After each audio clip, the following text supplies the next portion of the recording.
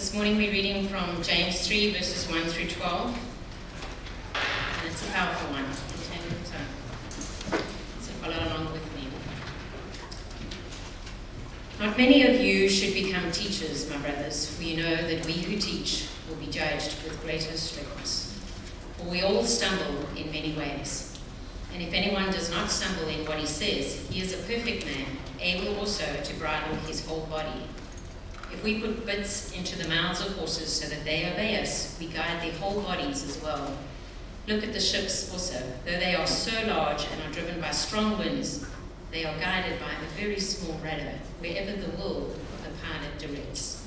So also the tongue is a small member, yet it boasts of great things.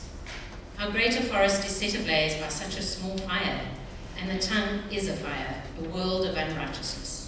The tongue is set among our members, staining the whole body, setting on fire the entire course of life, and set on fire by hell.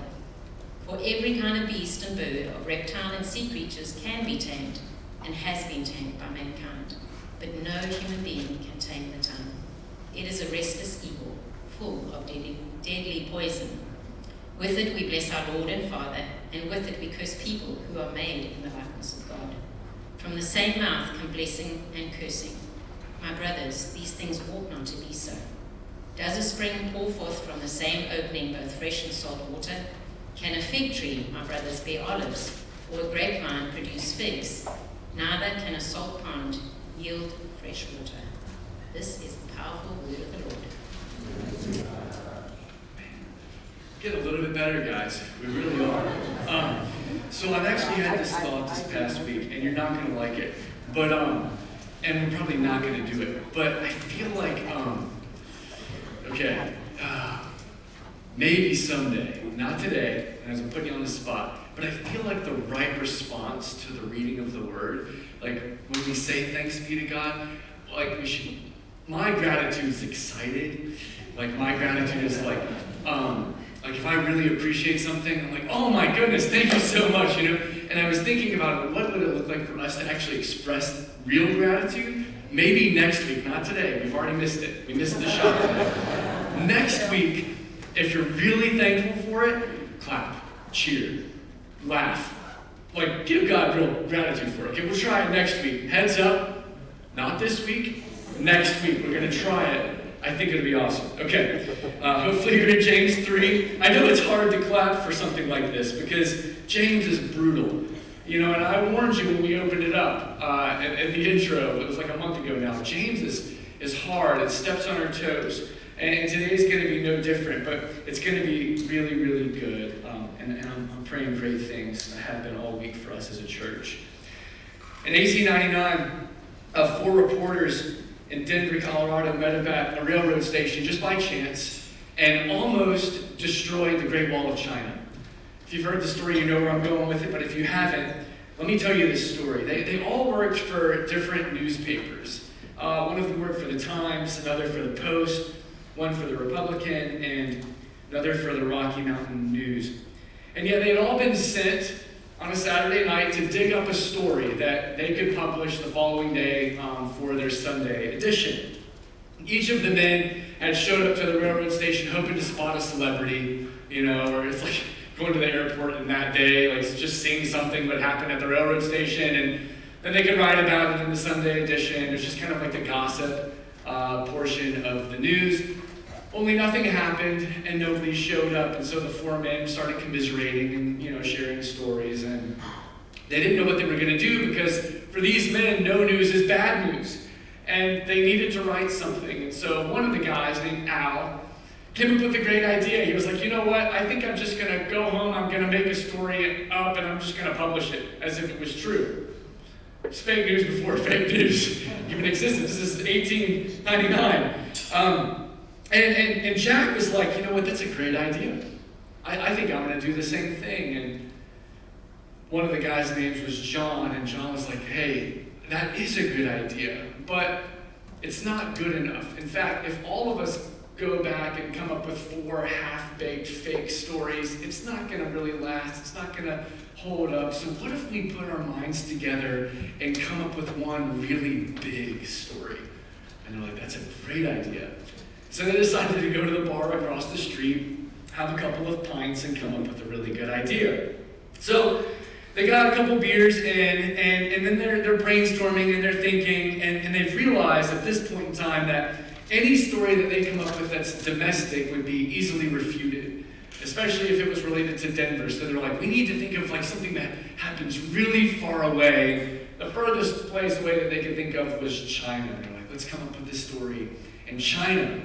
So they're all talking about it. This is going very well. And then John leaned forward again and he said, I've got it. Listen to this.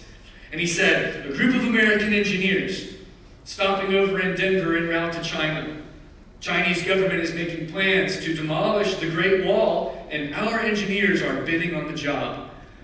The guys were like, this is crazy. Why would they ever tear down the Great Wall of China? And John thought about it for a minute, and he was like, of course.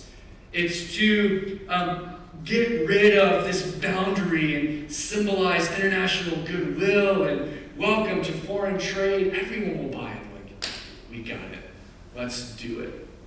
And so they did it. A couple more beers, and by 11 p.m. that night they had come up with a plan. They nailed down all of the details. They went across the street to the Windsor Hotel. They went up to the front desk clerk and they said, listen. Actually, first, before they said listen, they checked in 4 fake names of New Yorkers who were the engineers. And they told this front desk clerk that these 4 men were in town from New York and that the next day they were going off to California en route to China, in case anyone asked. Following Sunday, the front page of all 4 of those newspapers was all about the fall of the Great Wall of China. Times headline read, Great Chinese Wall doomed. Peking seeks world trade. Now, of course, the story is fake. Wasn't that big of a deal. It's in China. It's not going to bite them. Reporters weren't too worried about it. But then, like all good stories, it started to spread. And it started to spread like wildfire. And it made its way from Denver all the way to the East Coast until the whole country was saturated with this story. And it became so popular that it spread across the sea into Europe until eventually it landed on the front door of China itself. And you can imagine that the Chinese, when they heard this story, were not super happy with it. In fact, most of them were enraged. One secret society was especially angry, and they were already volatile. They were already wary of foreign intervention, and so when they heard this story, they exploded. They started rampaging. All of the international embassies in Peking, they slaughtered hundreds of missionaries. And in 2 months, 12,000 troops from 6 different countries joined forces and invaded China with the sole purpose of protecting their own countrymen. Bloodshed, which followed, sparked by a journalistic hoax invented in a bar in Denver, became the white-hot international fire known as the Boxer Rebellion. You know this from high school, probably. You also know this from the other side of the story. I tell you this story because I think it proves in a really powerful way what James is writing about the tongue. The tongue is a fire. The tongue is deadly. The words that we speak, the stories that we tell, have more power than we could ever begin to imagine. You and I might not be able to start a war in China with our words, but you better believe that we can start wars in our homes, and in our neighborhoods, and in our workplaces, and in our churches. Which is where it happens more often than not. All it takes is just a tidbit of gossip. All it takes is one little passive-aggressive statement or backhanded compliment. Love backhanded compliments. Those feel so good. All it takes is just one, not so passive-aggressive email, but aggressive-aggressive email. Any aggressive-aggressive, don't raise your hand, okay? Maybe this past week you're like, I sent an aggressive email out there. War follows. You know exactly what I'm talking about. We have this big email chain in our neighborhood. Greg and Kelly, they live in my neighborhood. They know exactly what I'm talking about. Most of the time it's cool. Most of the time it's really helpful, Most of the time it's things like, hey, there's a coyote running around in our neighborhood. Make sure your cats are inside. And we write back like, oh, good to know. Thanks for the email. I don't have a cat, but I got some kids. I'll let them inside every once in a while.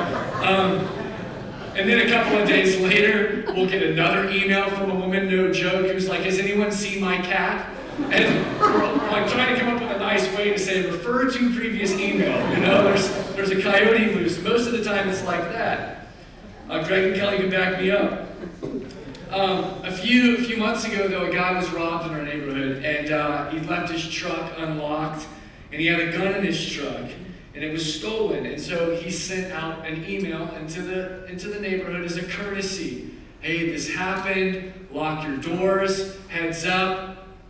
I'm like in security. They stole my gun. Okay.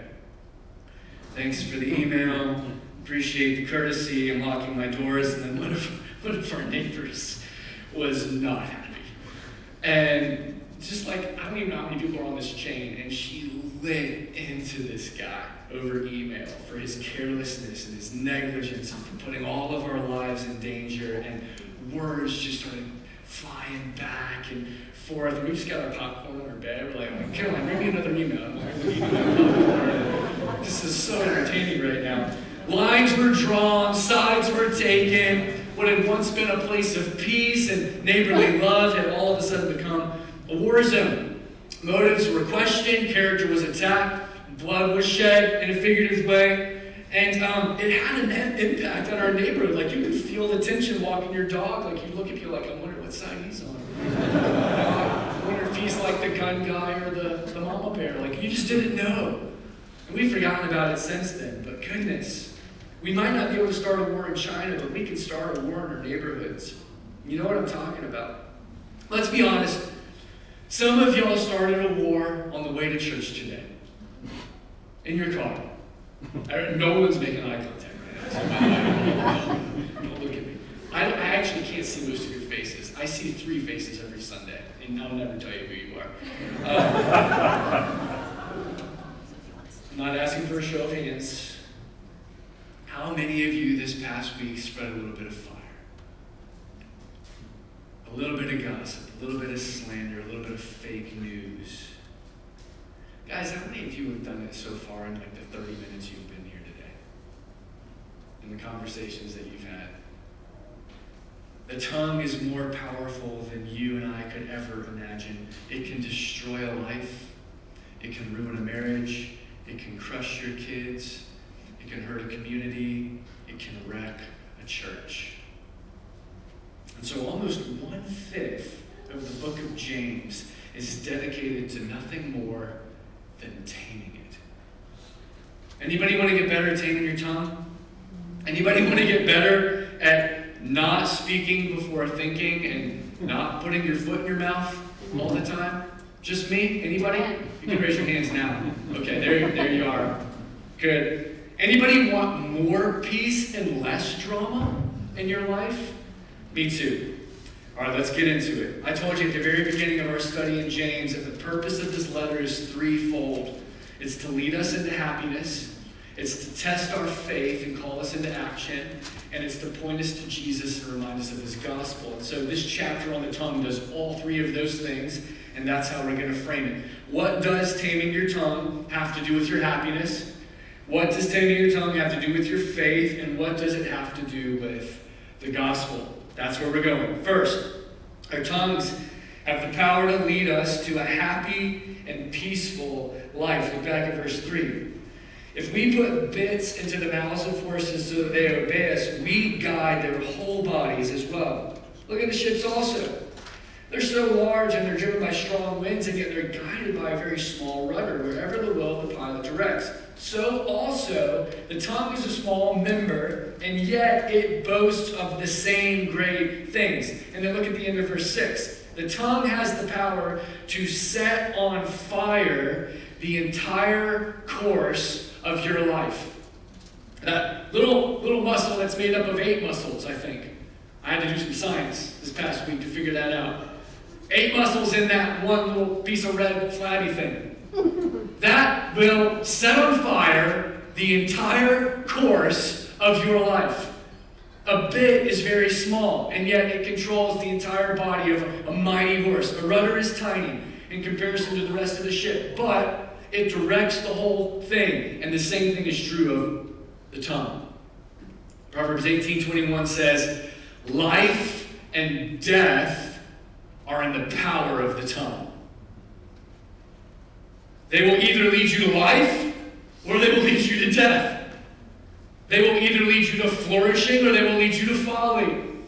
They will either lead you to blessing, or they will lead you to destruction. Yes, they are really small parts of our body, but our tongues will set the course of our entire lives. If you're married, your tongue will either be like a glass of poison or a glass of wine. Meaning, you can either kill your spouse's heart or you can bring it great joy. How many of you spewed out poison in your home this past week?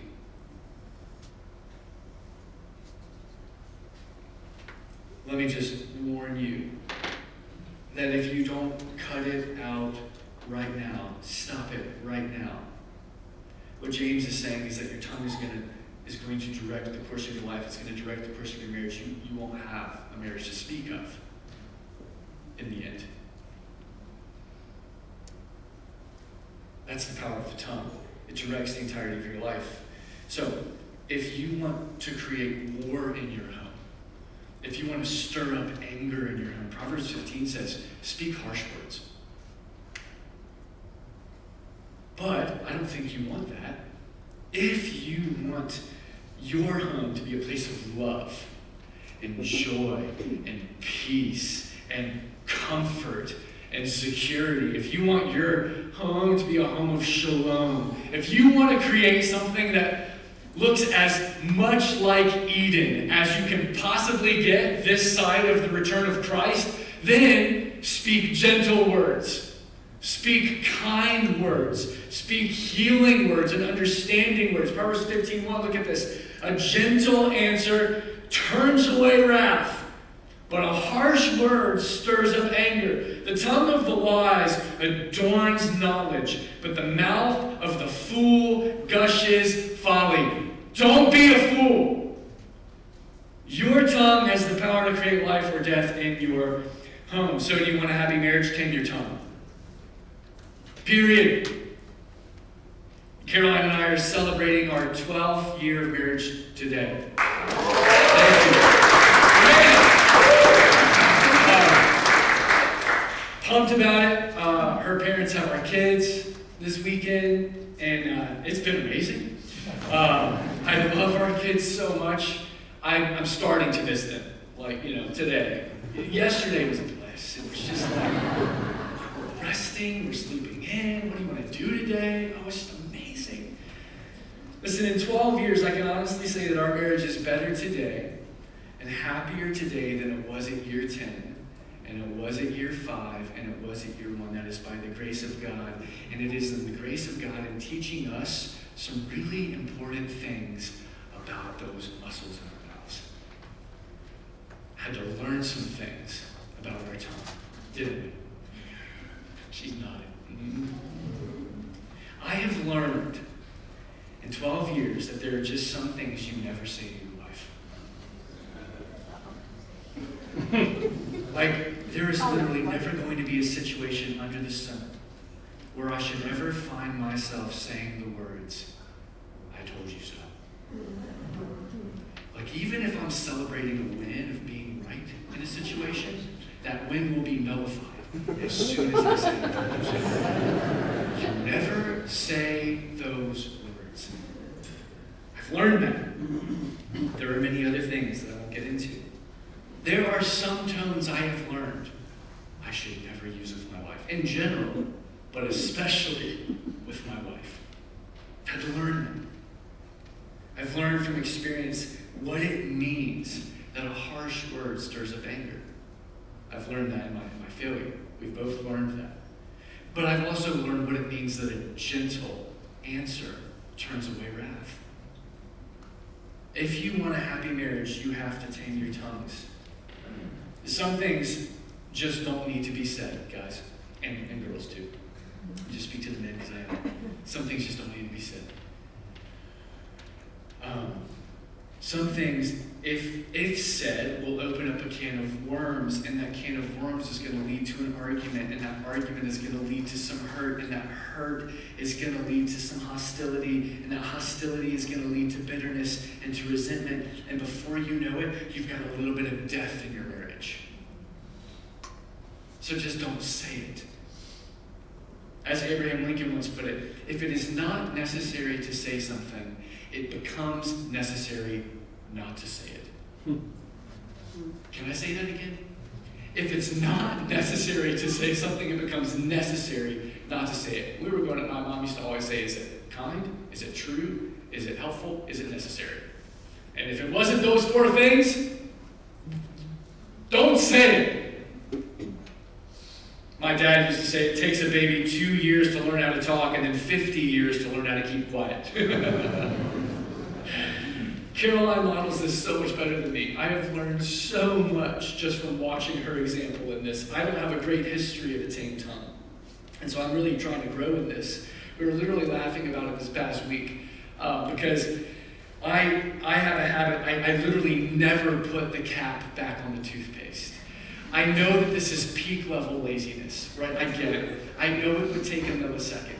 I know it's nothing, but I'm like, I've got really weak wrists. Look how skinny my wrists are. Like, it's so hard. Like, Caroline will do it. It's level 10 laziness, okay?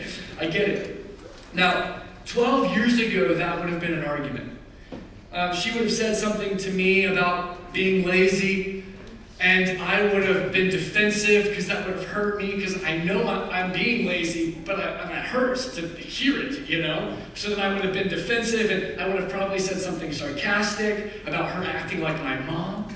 And that is no-go. You do not say, that's another one of those things you do not say. Your wife is never your mom, okay? And then it would escalate, and a harsh word would stir up anger, and that's what it does, and then we'd be mad at each other, and we do the whole silent treatment thing. And we're in a small house, you know, and you gotta walk down the same hallway.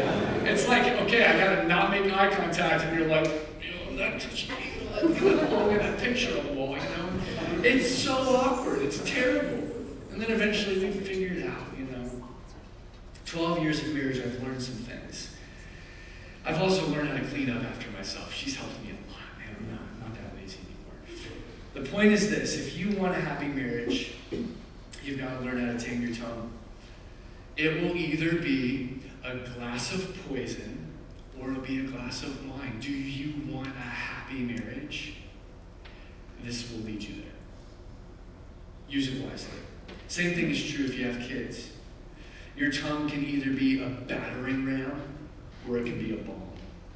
And I would say that probably every single one of us in this room still have a scar from a wound that we got from a parent who was harsh with us. Right? Your words will either harm or they will heal. You can either build up your kids or you can break them down. Guys, do you want a happy home? You want your kids to grow up and love you and honor you and respect you and actually want to be around you? Well, then you've got to speak to them with love and honor and respect. So if you spend your time tearing them down, and if you're harsh and hurtful with your words, don't be surprised when they don't want anything to do with you. On the other hand, if you spend your time building them up and encouraging them and loving them with your words, don't be surprised if they spring up and grow and blossom around you. I read a story this past week of a dad who took his little girl out for a daddy date. She was just 5 at the time.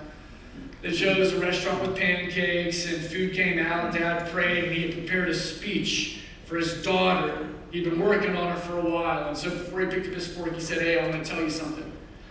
Jenny," her name is Jenny, "I want you to know how much I love you and how special you are to Mom and me. We prayed for you for years, and now you're here. You're growing up to be such a wonderful little girl, and we couldn't be prouder of you." And that was the speech. And he picked up his fork. Well, he reached to pick up his fork, but before he could actually pick it up, little Jenny grabbed his hand and pulled it down to the table, and she said, "Longer, Daddy. Oh. Longer." And so he put the fork down, and he kept going. Here's some more. Here's some more. Here's some more. Your tongue is tiny, but it will determine the end result of your entire home. It will determine the trajectory of your family. It's either going to lead to blessing or it's going to lead to destruction. Watch your words. Check your tone. Control your tongue. This is true of every single one of your relationships. Some of you don't have spouses, and some of you don't have kids, and you're like, "Oh, Ben's not even talking to me right now. I don't have to listen to this." Now it's your turn.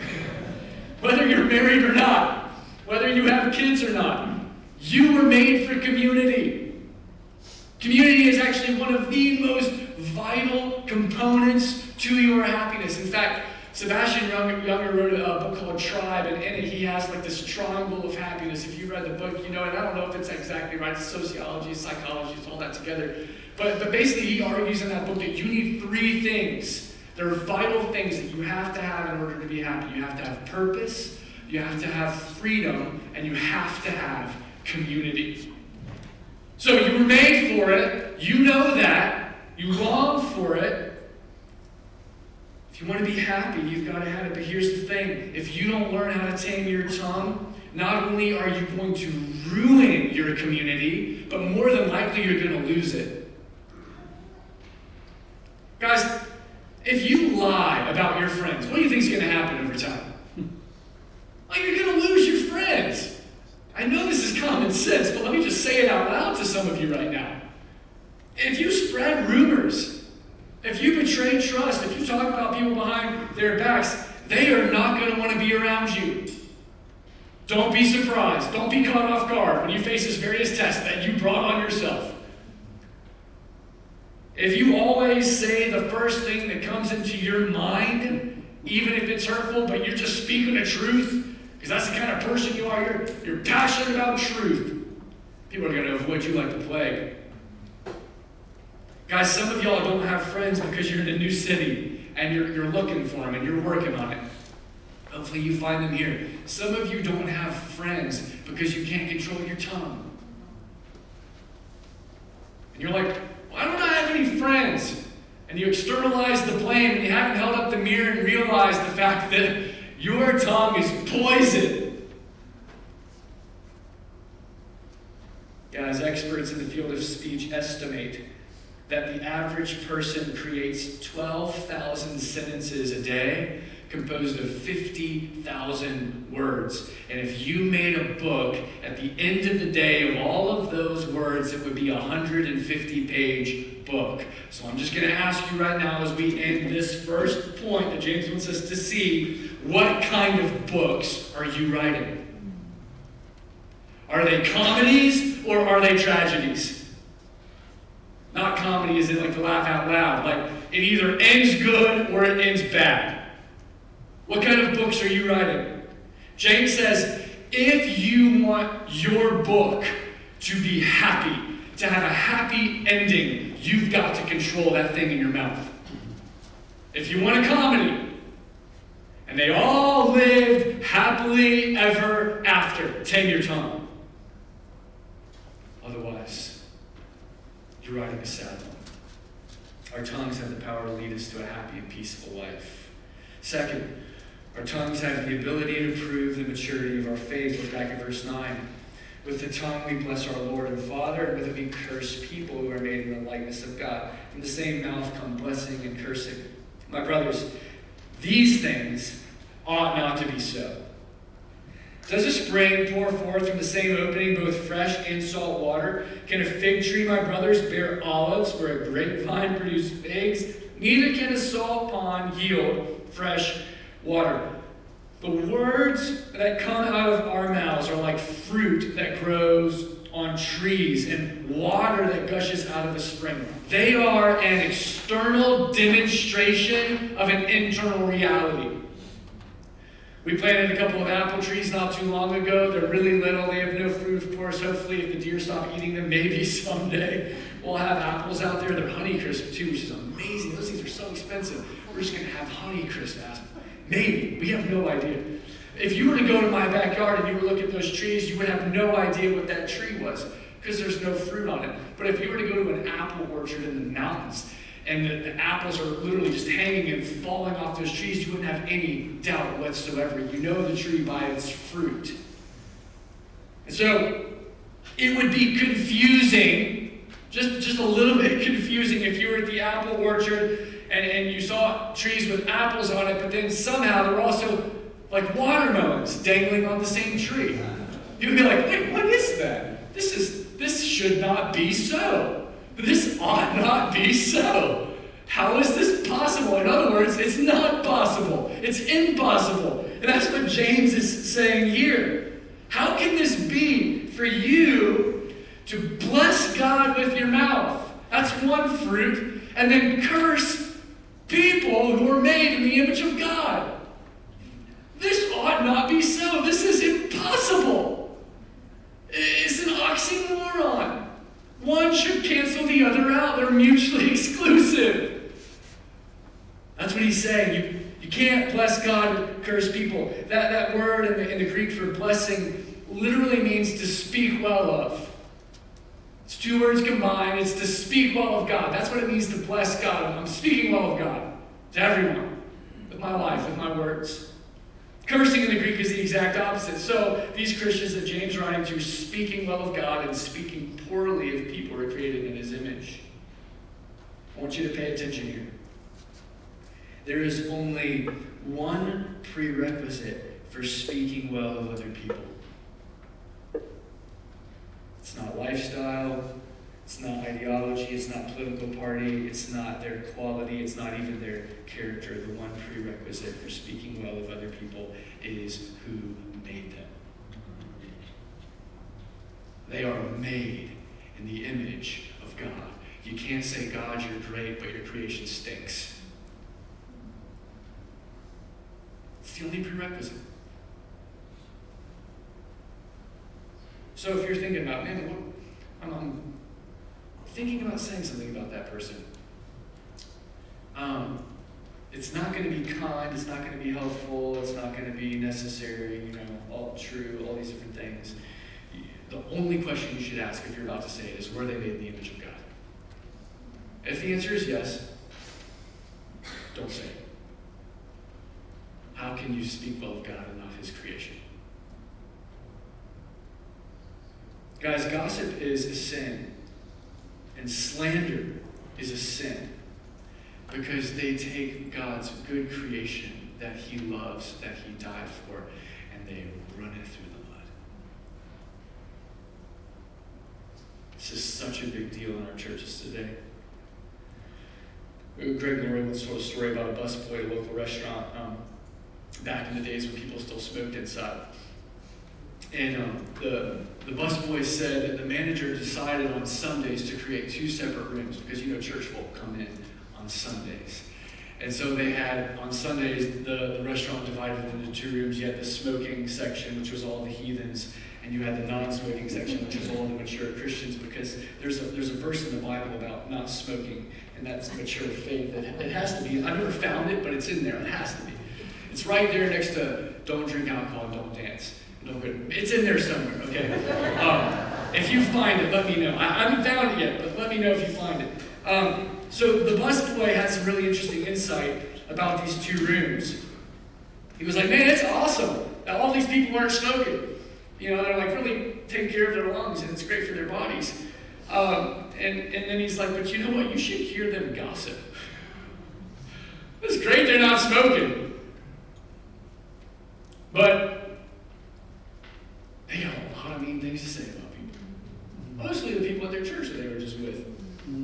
He said, if we divided this restaurant up into a gossiping section and a non-gossiping section, there would be nobody in this room. Nobody in this restaurant. James says, how can this be? How can this be?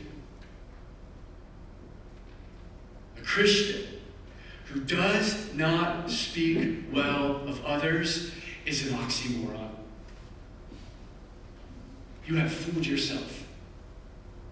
It's not a real thing. It's a figment of your imagination.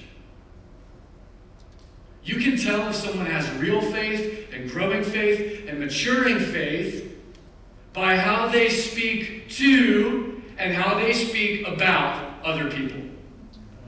Verse 2 says this explicitly. Look back at verse 2. For we all stumble in many ways, and if anyone does not stumble in what he says, he is a perfect man, able also to bridle his whole body. That word perfect is misleading. You read that word perfect, and you're like, James is saying nobody can do it because nobody's perfect. That's not what he's saying. If you've been here for the last month, you know that the word perfect means mature. You know that we're all being perfected day after day as we walk with the Spirit. And so what he's saying is, we all stumble with our words, but the more we grow, the less we should stumble. You can tell a baby Christian from a mature Christian by the way they talk. That's like all you gotta do. Look at how they talk. How do they bridle their tongues? And I'm going to stop here for a minute because this is a church thing. This is a culture thing as our church. And we're coming up on our 4-year anniversary, our 4-year birthday. We're almost out of toddler phase. We're almost into like that fun, like little boy stage, like playing baseball and stuff, you know? Like that's like 5 years old and up. It's like, oh, let's play sports. You know? It's amazing. We're almost there as a church. We are still creating our culture as a church. We're still becoming who we're going to be as a church. We're still developing our reputation in the city. We need to make sure, and this is we, right? You are the church. I'm right here with you. If I could put myself down there too, you wouldn't be able to see me. I'm right here with you. We need to make sure that we create a culture that is wise with our words and kind with our words and speaks well of others. We will not be a church that bashes other churches. We will be a church that prays for other churches. We will be a church that encourages other churches. We will be a church that blesses, speaks well of other churches. Doesn't matter if it's Hope. Doesn't matter if it's Freedom House or Grace or Pritchard or FBC or Elevation or Uptown or Vision or Sedgefield or Dilworth, whoever is in our 3-mile radius, we are going to do our best to speak well of other churches. That's what we pray for them every week.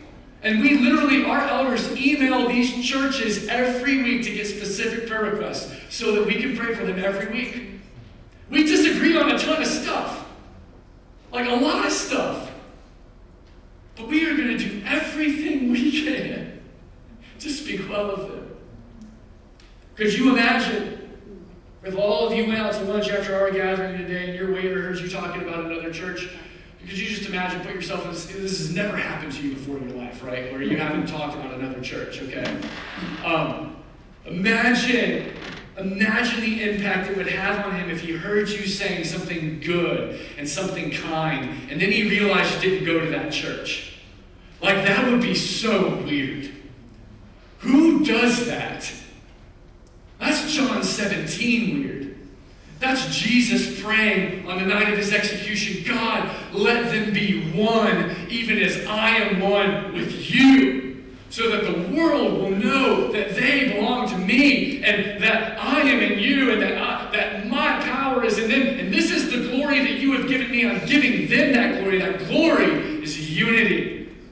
The glory is oneness. Whatever God's going to do in the city, he's going to do through his bride, and he's not a polygamist. There are lots of expressions of a local church, but there's only one church in Charlotte. And so we are going to speak well, not just because they're the image bearers of God, but because they are his bride. That's the kind of culture that we have to create at this church. So if you call Life Church your church and you find yourself tempted to speak not well of other churches, please shut up. Don't do it. Or go to another church. We will not be that church. Okay? So that's one thing. I know I'm getting mad right now. I'm sorry. But I'm sick of it. Not in this church. I'm not talking to anyone in particular. I'm sick of Southern church culture. I'm so sick of the competition. I'm so sick of the silos. I'm so sick of guys trying to build brands and then the people thinking that it's all about the guy. I'm sick of it. It's not what Jesus was praying for. It's not what he said he was going to build, and the gates of hell weren't going to prevail against it.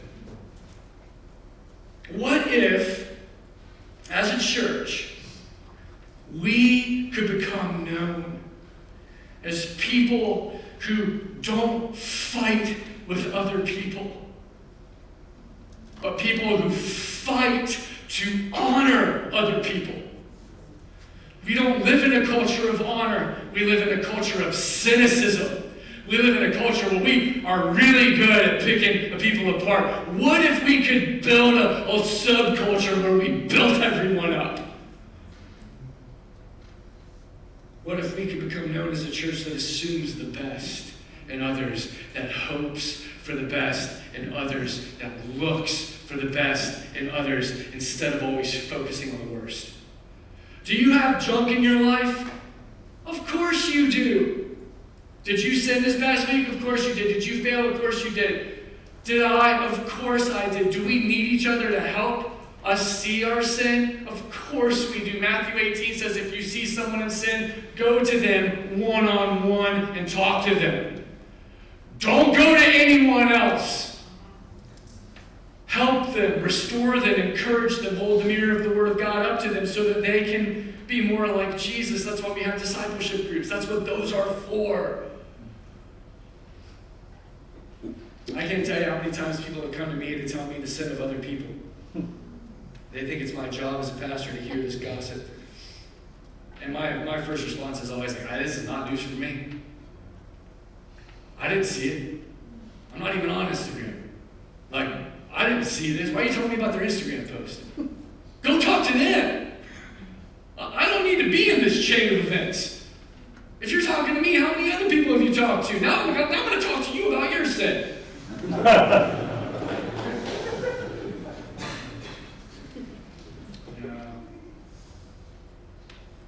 What if we could become known as a church that actually lives out Romans 12:10? What if that could be our life force as a church? That we outdid one another in showing honor. We competed against each other in showing honor. That's what that verse means. Like you showed up to church and you're like, okay, I know Bobby's an encourager. He's probably going to encourage like 10 people today. I got to shoot for 11.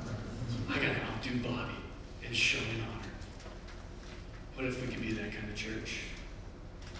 Guys, I need you to listen to this, and you can write this down if you want to. The sign of Christian maturity is not that you can quickly identify people's faults. The sign of Christian maturity is that you can show them honor in spite of their faults. Some of you think you're mature because you can quote Calvin. Some of you think that you are mature because you can name all the guys in American Gospel, that documentary. You've read their books. Some of you think you're mature because you can sing your heart out and bless God with all kinds of passion and energy and joy, and you don't even need fog machines and lights to help you get there. James is having none of that.